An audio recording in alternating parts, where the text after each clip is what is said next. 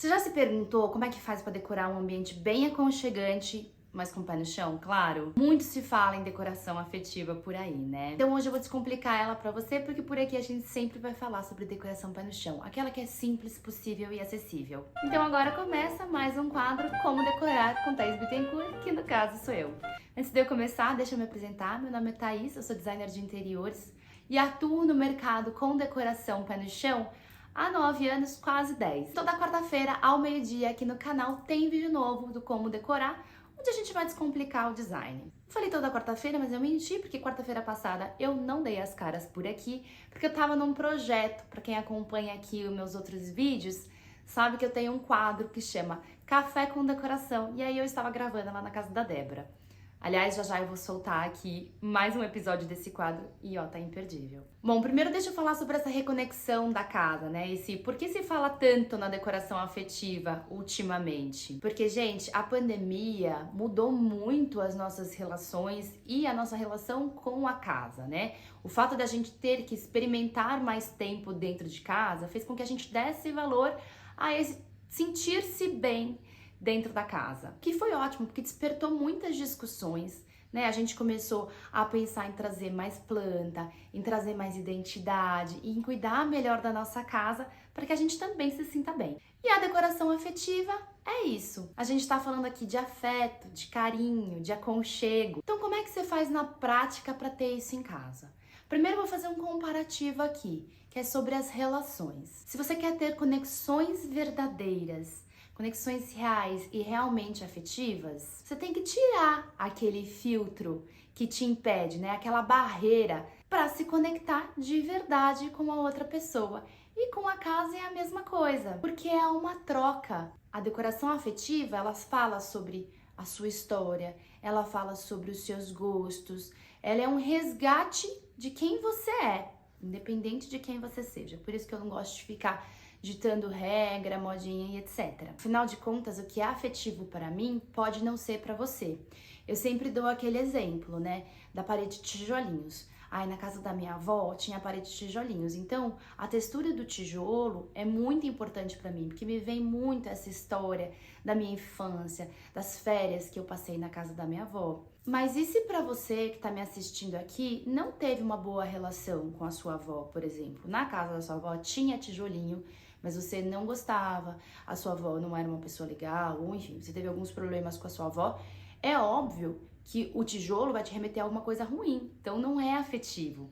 Por isso que é muito individual. Mas assim, eu sei que vocês gostam de saber de linhas gerais, então eu vou dar por linhas gerais mais ou menos o que a gente considera afetivo. São as coisas que têm origem no mais natural, no mais antigo. Como eu falei, nesse resgate da manualidade, né? Então, a madeira, porque traz essa rusticidade, porque traz essa textura, porque traz a questão desses móveis mais antigos que a gente tinha nas casas das avós, ou que foram feitos por artesãos. O tijolinho, como eu falei aqui, porque tem essa coisa da casa que foi edificada, que foi construída, que foi colocada passo a passo. As manualidades no geral, né? O artesanato no geral. Então, um crochê, uma peça em cerâmica ou algo que foi trançado na palha. E podem ser itens diversos, né? Eu vou fazer um tour com vocês aqui pela casa para mostrar mais ou menos o que eu considero na minha casa que tem esse valor afetivo, para ver se eu te inspiro e se eu quebro também este padrão na sua cabeça do que é e o que não é afetivo. Eu vou começar por esse canto aqui. Olha só. Estes quadrinhos que a gente fez, você pode achar sinistro, mas foi o meu filho que encontrou esses bichinhos quando ele era muito pequenininho, ele sempre foi doido por insetos. E aí nós fizemos uma série de quadrinhos, tá? Aqui são umas caixinhas que meu pai trouxe quando ele viajou pra China, veio numa embalagem, eu juntei e coloquei na parede. E aqui são os desenhos de quando eu fiz da minha aula de desenhos, quando eu tinha 14 anos. Aqui eu tenho um bebelozinho que a minha irmã trouxe da Itália. Ela achou que tinha tudo a ver comigo e eu acho que tem mesmo, gente. É um chapéu mexicano que funciona de verdade, olha isso. Coisa mais linda. E aqui também eu tenho uma luminária que eu trouxe da última viagem que eu fiz com as crianças para Tiradentes. Um gnominho, eu trouxe uma viagem que eu fiz com os meus pais há muitos anos atrás para Argentina. Aqui, decoração afetiva também é sobre coleção, né? Eu coleciono toy art.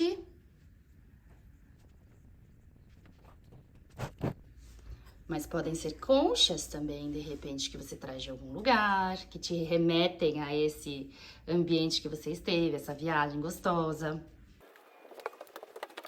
Vou mostrar pra vocês na parede, olha, eu tenho uma composição no meu quarto de um bastidorzinho que foi bordado por uma seguidora minha, então tem um carinho muito especial por ela é muito querida.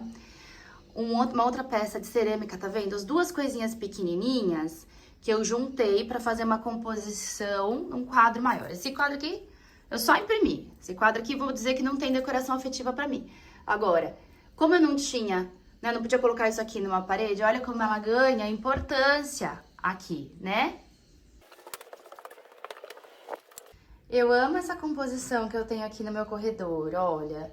Um bastidor também bordado que eu trouxe de uma viagem.